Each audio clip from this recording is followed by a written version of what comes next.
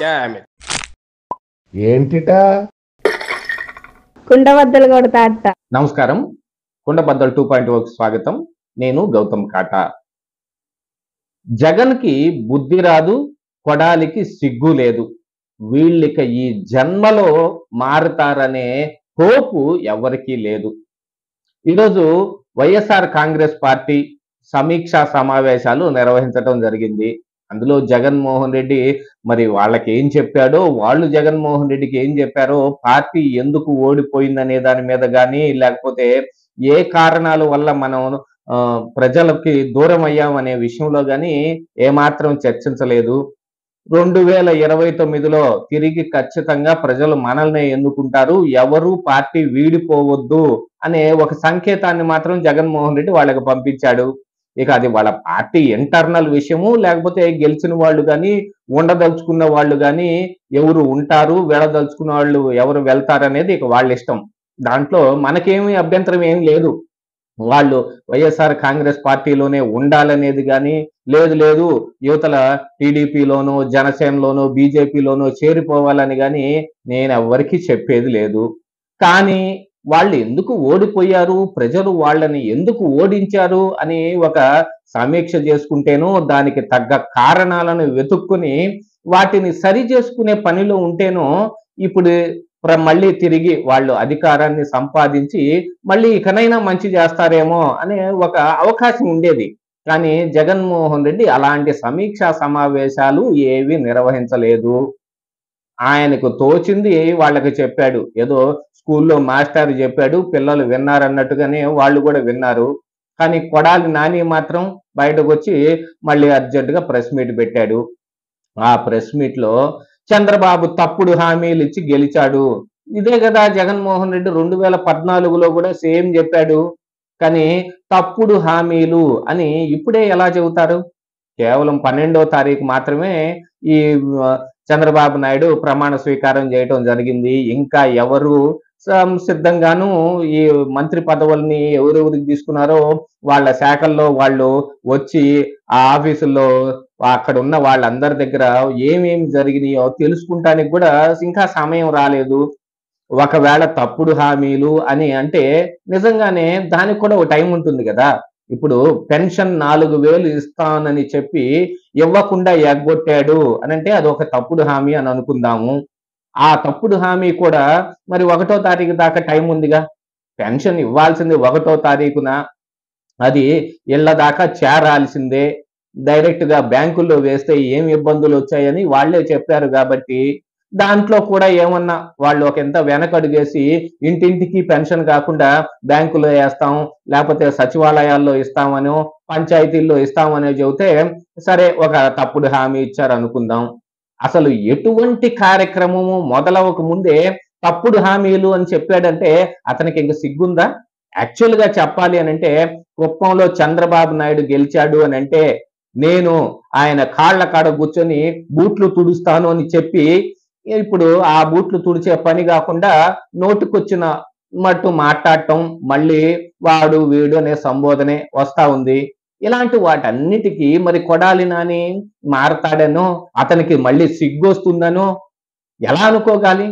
ఒక మనిషి ఏదైనా ఒక పని చేసి అది తప్పుపోయినప్పుడో లేక అందులో తప్పు జరిగిందనో గ్రహిస్తేనో మనిషి మారాడులే అని అనుకోవచ్చు. ఎందుకంటే మారటం అనేది మనిషి యొక్క సహజ లక్షణం కాబట్టి ఆ మార్పు వాళ్ళలో వస్తుందనే ఆలోచనే లేకుండా చేసేశారు. జగన్మోహన్కి ఈ జన్మలో బుద్ధి రాదు, కొడాలి నానికి ఈ జన్మలో సిగ్గుండదు అనే విషయాన్ని వాళ్ళు ప్రస్ఫుటంగా ఈరోజు చెప్పడం జరిగింది. లేకపోతే చంద్రబాబు నాయుడు తప్పుడు హామీలు అని అంటే ఏవి తప్పుడు హామీలు? యాక్చువల్ గా చెప్పాలంటే జగన్మోహన్ రెడ్డి మద్యపాన నిషేధం దశల వారీగానైనా చేస్తాను అని అంటే మరి 5 సంవత్సరాలు వేచి చూసిన తరువాత కూడా మద్యపాన నిషేధం ఏం జరగలేదు. దానితో పాటుగా ఈ తాగుబోతులందరినీ తాకట్టు పెట్టి, అంటే వాళ్ళు ఫ్యూచర్ లో తాగబోయే 20 సంవత్సరాల్లో తాగబోయే దీన్నంతటిని ఎంత ఆదాయం వస్తుందో కౌంట్ చేసి దాన్ని తాకట్టు పెట్టి ఒక బ్యాంకుల కన్సార్షియం దగ్గర వాళ్ళు అప్పు తీసుకొచ్చారంటే ఇక వాళ్ళని చూడండి ఏం చెప్పుకోవాలి వాళ్ళ గురించి. సచివాలయాన్ని సైతం తాకట్టు పెట్టిన జగన్మోహన్ రెడ్డి 432 కోట్లు పెట్టి ఋషికొండలో ఓ పెద్ద భవనం కట్టుకున్నాడు. అందులో ఏమేం జరిగింది, ఎలా ఉంది అనేది మొన్న ఫోటోలు బయటకొచ్చే వరకు, వీడియోలు బయటకొచ్చే వరకు మనం ఎవరు చూడను కూడా చూడలేదు. ఇంకా విచిత్రమైన విషయం ఏందంటే దానికి జగన్మోహన్ రెడ్డి డబ్బు కాదు ఖర్చు పెట్టింది. లేకపోతే ఎవరైనా వాడుకోవచ్చు.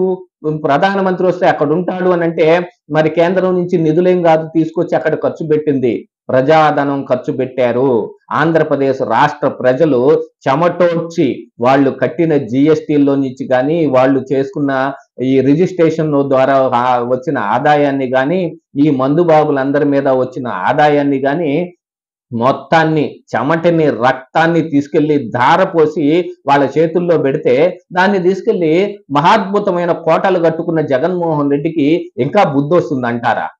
ఆ విషయంలో కూడా ఎటువంటి వెరపు లేకుండా ఇంకా వైఎస్ఆర్ కాంగ్రెస్ పార్టీ నాయకులు ఋషికొండలో ఉన్న దాన్ని కూడా వెనకేసుకు రావటానికి జరిగిన ఘోర తప్పిదాన్ని వాళ్ళు ఇంకా యాక్సెప్ట్ చేయలేని పరిస్థితుల్లోనే ఉంటే మళ్ళీ తిరిగి ఎలా గెలుస్తారని అనుకుంటాం? అసలు వాళ్ళు గెలవకూడదు అని అనుకునే ఇప్పుడు ప్రజలు కానీ కేవలం 11 సీట్లకి వాళ్ళని పరిమితం చేసేసింది. అయినప్పటికీ కూడా వాళ్ళకొచ్చిన ఓటు పర్సెంటేజ్ ప్రకారం చూస్తే ఇంకా వాళ్ళని అభిమానించే ప్రజలు ఆంధ్ర రాష్ట్రంలో ఉన్నారు కాబట్టి మరి వాళ్ళకైనా ఏదో ఒక నీతి, న్యాయం ఒకటి మనం వాళ్ళకి బోధించామనో, వాళ్ళు మనల్ని నమ్మే విధంగా వాళ్ళకి చెప్పామనో ఉండాలి గాని, ఇలాంటి నోటికొచ్చిన మాటలన్నీ మాట్లాడితే 1వ తారీఖున ఏం జరుగుద్దో ఆ రోజు చూద్దాం. ఆ రోజు దాకా కూడా వెయిట్ చేయలేక తప్పుడు హామీలు అనేశారు. 2014లో జగన్మోహన్ రెడ్డి కూడా చంద్రబాబు నాయుడు తప్పుడు హామీలన్నీ ఇచ్చి ఆ సీటు నాదైతే లాగేసుకున్నాడు అనంటే తిరిగి మరి 2019లో ఇస్తే ఆయన ఏం చేశాడు? కనీసం ఈ ప్రజలతో మాట్లాడను కూడా మాట్లాడకుండా యాడికన్నా ఎళ్తుంటే పచ్చని చెట్లని సైతం నరికవతల బాడేసేసి ఉవ్వెత్తున ఇంత ఎత్తున బ్యారికేడ్లు కట్టుకొని చిన్న చిన్న దూరాలకు సైతం కోట్ల రూపాయలు ఖర్చు పెట్టి హెలికాప్టర్‌లో వెళ్లి అదంతా ఎవరి సొమ్మండి? జగన్మోహన్ రెడ్డి జేబులో సొమ్మా? ఆయన నేను సీఎం అయ్యాను కాబట్టి నాకు ఇదంతా వర్తిస్తుంది. నేను ఇదంతా నాదే. నేను ఈ రాష్ట్రానికి రాజును అనే ఒక పద్ధతిలో ఉండబట్టి కదా ఆయన్ని ఇప్పుడు తీసి పక్కన పెట్టవలసొచ్చింది. అయినా కూడా ఇంకా వాళ్ళకి ఎటువంటి బుద్ధి రాలేదనేది ఇక్కడ మనం అర్థం చేసుకోవాల్సిన అంశం. ఎందుకు ఓడిపోయామో వాళ్ళు గనక తరచి చూసుకుంటే, అందులో ఉన్న కారణాలని వాళ్ళు ఒకసారి బేరీజు వేసుకుంటే, మళ్ళీ తిరిగి గెలవటానికి అవకాశం ఉంటుంది. కానీ వాళ్ళకి అట్లాంటి ఉద్దేశం గాని ఏం లేదు. వాళ్ళు అసలు ఈ రాజకీయం అనే ఒక దీన్ని ప్రజల నుంచి దూరం చేసేసి అదేదో మోడీ దగ్గరో, అమిత్ షా దగ్గరో ప్రాపకం సంపాదించినట్టో, లేకపోతే కేంద్రానికి మనకు గావాల్సిన నిధులన్నీ తెచ్చుకోవటానికి వాళ్ళకి అనుకూలంగా ఉన్నట్టో దాన్నే రాజకీయం అని అనుకుంటున్నట్టుగా కనిపిస్తా ఉంది.